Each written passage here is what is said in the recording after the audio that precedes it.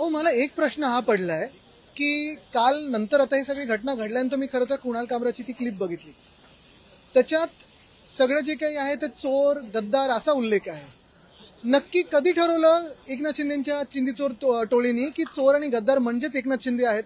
म्हणजे आम्ही तर 2-2.5 वर्ष बोलत आहोत, पण त्यांच्याच लोकांनी का म्हणजे मिरची का लागावी त्यांना की चोर आणि गद्दार म्हणजेच एकनाथ शिंदे असं बोलून त्यांनी तोडफोड करावी? दुसरी गोष्ट म्हणजे त्याच्याही पुढे जाऊन धक्कादायक गोष्ट अशी आहे की एकनाथ शिंदेच्या एका खासदारांनी त्यांची तुलना सापाशी केलेली आहे, विषारी सापाशी. म्हणजे ही आता काय गंमत जम्मत होत चाललेली आहे.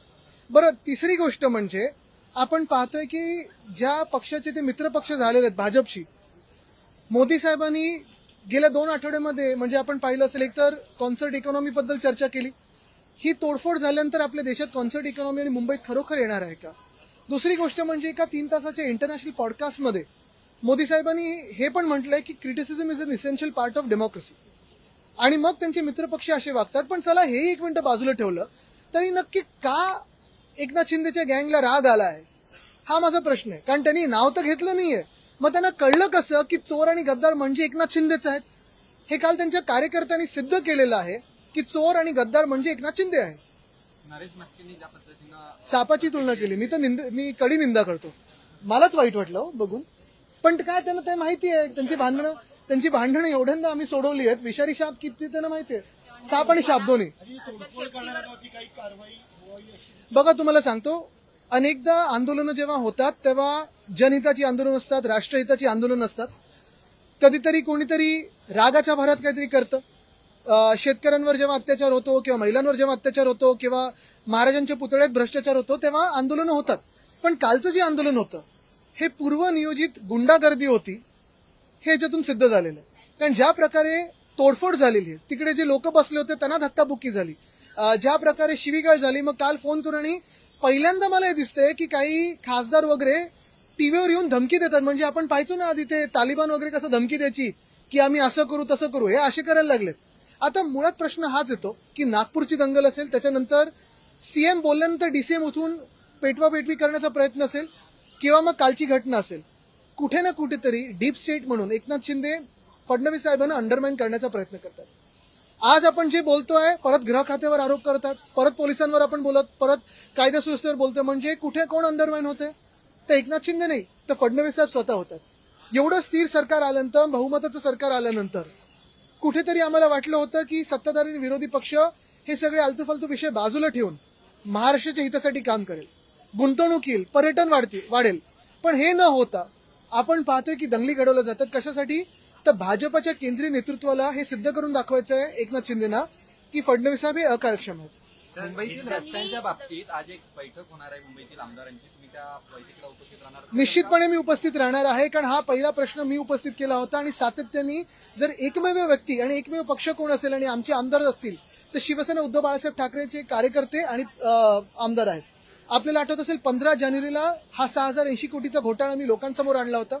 तेव्हापासून आतापर्यंत हा विषय मी लावून धरलेला आहे. तेव्हा देखील मी सांगत होतो भाजपला की एकनाथ शिंदे सरकारचा पाठिंबा काढून घ्या, कारण हे मुंबईला लुटत आहेत. आज विषय अंगलट आल्यानंतर भाजपचे आमदार भले उशीर झाला असेल तरी हा विषय तर घ्यायला लागलेले आहेत. मी त्यांचं स्वागत करतो, पण मी त्यांना हेच सांगेन की एकनाथ शिंदेची सरकारमधून हकालपट्टी करणं गरजेचं आहे, कारण त्यांनी मुंबईला लुटलेला आहे. हा 6080 कोटीचा घोटाळा आहे. आणि मला एकच गोष्ट अपेक्षित आहे, पारदर्शक आमदारांची समिती आणि पारदर्शक ईओडब्ल्यूची चौकशी ह्या रोड स्कॅमवर व्हावी. खोक्याबाईचं घेऊन काय बसलाय विधानसभेत? सगळेच खोक्याबाई बसलेत असं विधान राज ठाकरेंनी काल केलंय. असूही शकतं. एक मिनिट, मराठी होते मग इंग्लिशवर हिंदीवर होते.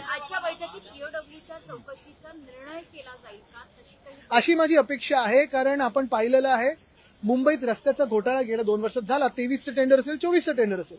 आणि मी हे सातत्याने प्रश्न जे मांडत आलेलो आहे, काल सिद्ध झालं त्या प्रश्न उत्तराच्या तासामध्ये की मी जे सांगत होतो की रस्त्याचा घोटाळा हा झालेला आहे या एकनाथ शिंदेच्या पूर्ण कार्यकाळात, तो सिद्ध झालाय काल.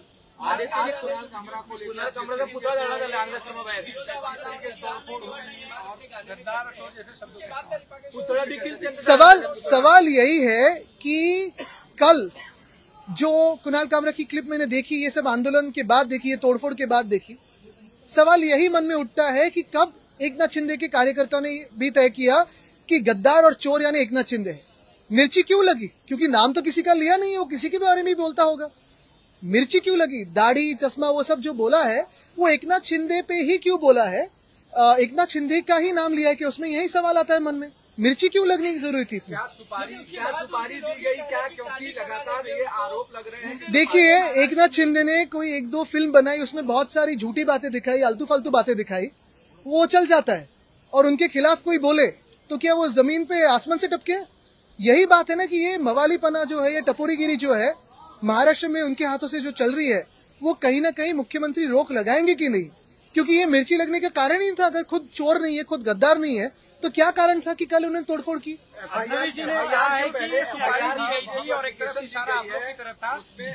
देश नहीं, पूरी दुनिया जानती है कि गद्दार और चोर कौन है। लेकिन अब तक तो ये एकनाथ शिंदे नहीं मानते थे। अभी कल जो हमला किया उन्होंने, तो अभी शायद मानने लगे हैं कि गद्दार और चोर अगर किसी के बारे में बोले तो वो खुद है। देखिए, ये सारी बातें जो है, ये सारी बातें सुपारी वुपारी की जरूरत नहीं है, ये तो उनके मन से आई है। और हम पे भी टिक्का की है ना उन्होंने। कुणाल कामरा ने कितने बार हम पे बातें की है, कितने बार सारे लोगों पे की है। कल तो मोदी साहब पे भी की है, बहुत लोगों पे की है, लेकिन किसी की रिएक्शन इतनी नहीं आई। कितने बार पिछले 20 सालों में, 25 सालों में प्रधानमंत्री महोदय पे बातें हुई है, बहुत सारे लोगों पे बातें हुई, लेकिन कोई ऐसे रिएक्ट नहीं करता है। कल की बात कुछ अलग मिर्ची लगाने वाली बात थी, ऐसे ही रिएक्शन है।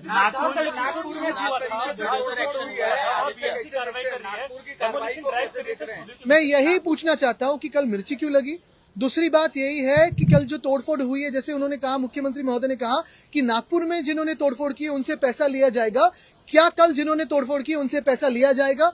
तीसरी बात, क्या मुख्यमंत्री अभी इस वक्त आंखें खोल के देखे कि उनको अंडरमाइन कौन कर रहा है? ऑपोजिशन कर रही है कि खुद के जो दोस्त समझ रहे हैं वही धोखा दे रहे हैं?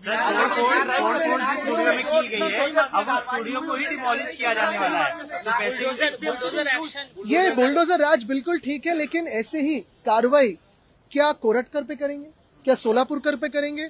क्या वो कार्रवाई कोश्यारी जी पे करेंगे? और क्या ये एकनाथ शिंदे की जो चिंदी चोर है वो कोरटकर और सोलापुर पे चिल्लाएंगे ऐसे? अर्बन नक्सल की बात मुख्यमंत्री विधानसभा में कहते हैं, इसको कैसे देखते हैं? अरे चलो फिर, उनका अगर अर्बन नक्सल ये शब्द आया है तो इसका यही एक अर्थ बनता है कि अभी सरकार चलाना इनको मुमकिन नहीं है। क्योंकि जब जब अकार्यक्षम सरकार होती है, जब जब ये लोग कंफ्यूज हो जाते हैं, अंदरूनी झगड़ों में लग जाते हैं, तो फिर किसी को माओवादी, अर्बन नक्सल, ये सारी बातें उछल के लाते हैं।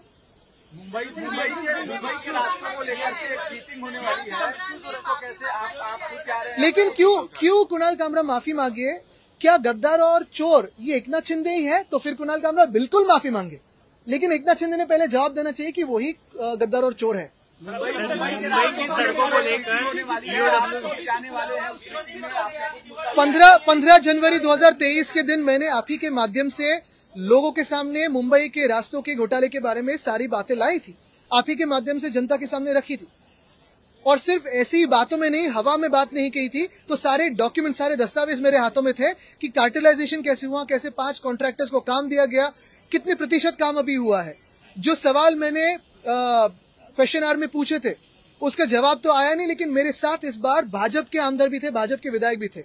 यही मैं मानता हूं कि मेरे 2 साल की लड़ाई जो है वो आज सफलता देख रही है, क्योंकि मैंने भी पहले कहा था और 2 साल से कहते आया हूं कि रास्तों में और रास्तों के कामों में अगर किसी ने पैसा खाया है तो एकनाथ शिंदे की सरकार ने खाया है। ये मैंने उस दिन भी कहा था 15 जनवरी 2023 पे कि इस सरकार से अपना जो सपोर्ट है वो भाजपा निकाल ले। आज मैं उनसे विनती करूंगा कि जो वो भी सवाल उठा रहे हैं वो मेरे ही सुर में सुर मिला रहे हैं, लेकिन 2 साल बाद मिला रहे। चलो देर है लेकिन अंधेर नहीं है। आज एकनाथ शिंदे कार्रवाई हो, उनको सरकार से निकाला जाए और ईओडब्ल्यू की समिति बिठाई जाए। अजूनही झालेली नाहीये, आम्हाला उत्तर अपेक्षित आहे, पण कदाचित मुख्यमंत्र्यांना एक उपमुख्यमंत्रीच विरोधी पक्ष नेता म्हणून आता पाहायची वेळ येणार।